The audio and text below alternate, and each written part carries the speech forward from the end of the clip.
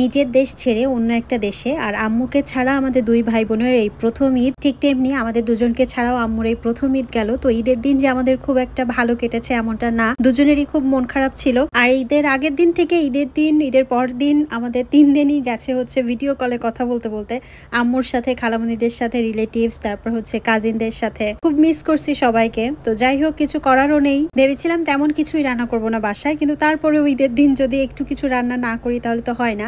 আর আমার তো এমনি পাত্রের খুব অভাব, তো যতটুকু আমি কিনেছি তার ভেতরে যতটুকু যা পেরেছি রেখেছি, আর টিফিন বাটিতেও রাখতে হয়েছে। তো স্টুডেন্ট যারা মালয়েশিয়াতে আসবে, কারো যদি প্ল্যান থাকে যে আমি 2 বছর বা 3 বছর থাকবো, 5-10 বছর থাকবো না, তো আমি তাদেরকেও সাজেস্ট করব যে বাসার কেনাকাটা লিমিটেড করার জন্য। কারণ এখান থেকে যখন আপনি মুভ করবেন তখন এই সব জিনিসপত্র তো ফেলে দিয়ে যাইতে হবে।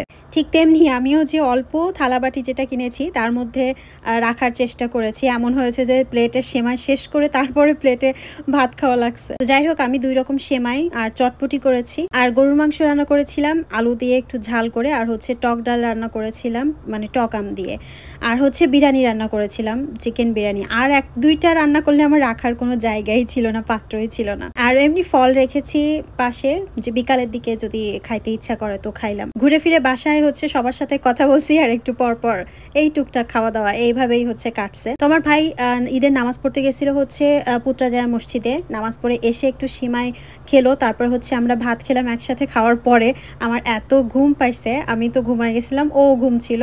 ঘুম থেকে উঠে দেখি যে 4টা 4:30 বাজে। তারপর হচ্ছে আবারও কথা বললাম আম্মুদের সাথে, খালামণিদের সাথে। দেন ভাবলাম যে কোথাও তো একটু যেতে হয়, একদম না হলে মন খারাপ হয়ে যাচ্ছে। তো তখন আমি মনে হলো যে একটা সিক্রেট গার্ডেন আছে মালয়েশিয়াতে, পুত্রাজায়াতে, তো কেননা ওখানে যাই। আর ওখানের টাইমিংটাই শুরু হয় হচ্ছে 7টা থেকে শুরু হয়, আর হচ্ছে 1টা পর্যন্ত থাকে। যেহেতু রাতের লাইটিং, দিনের বেলায়ও যাওয়া যায়, কিন্তু দিনের বেলায় তো লাইটিং দেখা যায় না। লাইটিংটা দেখার জন্য 7টা থেকে 1টা পর্যন্ত সবাই এখানে ফ্যামিলি নিয়ে আসে। তারপর সব বয়সের মানুষ এখানে টাইম স্পেন্ড করার জন্য আসে। তো যারা পুত্রাজায়াতে ঘুরতে আসেন, বিশেষ করে পুত্রাজায়া মসজিদ, তারপর হচ্ছে ব্রিজ, তারপর পার্ক আছে অনেক, সেগুলো ঘোরার পর চাইলে সন্ধ্যার দিকে বা একটু পরে এই জায়গাটাও একটু ভিজিট করে যেতে পারেন, ভালো লাগবে। অনেক সুন্দর লাইটিং থাকে, দেখতেই তো পাচ্ছেন। আমার কাছে সব থেকে ভালো লাগছে হচ্ছে বট গাছের নিচে যেই লাইটিংটা ছিল, আমার কাছে মনে হচ্ছিল যে ভূতের বাড়ির ভেতরে মনে হয় চলে আসলাম। একটু ভয় ভয় করে, আবার করেও না। লাইটিং আছে আর সব জায়গায় তো মানুষ আছে, তো ভয় লাগে না।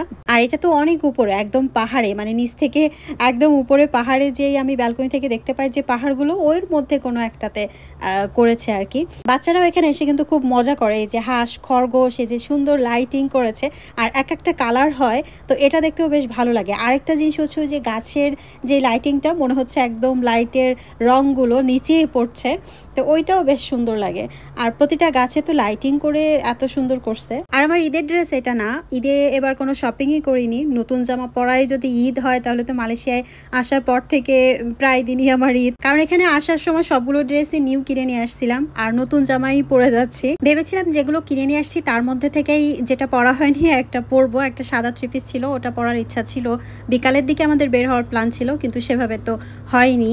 তো যাই হোক, যেহেতু রাত করেই বের হচ্ছি, সেহেতু সাদা 3 পিসটা আসলে অনেক লং, তো এজন্যই আমি ভাবলাম যে একটু শর্টের মধ্যে পরি, তো লালটা পরেই বের হয়ে চলে আসলাম। ঈদ আসলে নতুন জামা এখন আর মনে হয় না, এখন মনে হয় যে পরিবারের সাথে সময় কাটানোটা আরো বেশি ইম্পর্টেন্ট, যেটা দেশে থাকতে হয়তো বুঝিনি। কুরবানি ঈদটাও এবার হবে না যাওয়া, আর আমাদের হয়েছে গেলে একসাথে 2 জনকেই যেতে হবে, যে কোনো একজন গেলে তো মন খারাপ হয়ে যাবে আরেকজনের জন্য। তো নেক্সট ইয়ার ইনশাল্লাহ দুজনেই যাব, দোয়া করবেন আমাদের জন্য।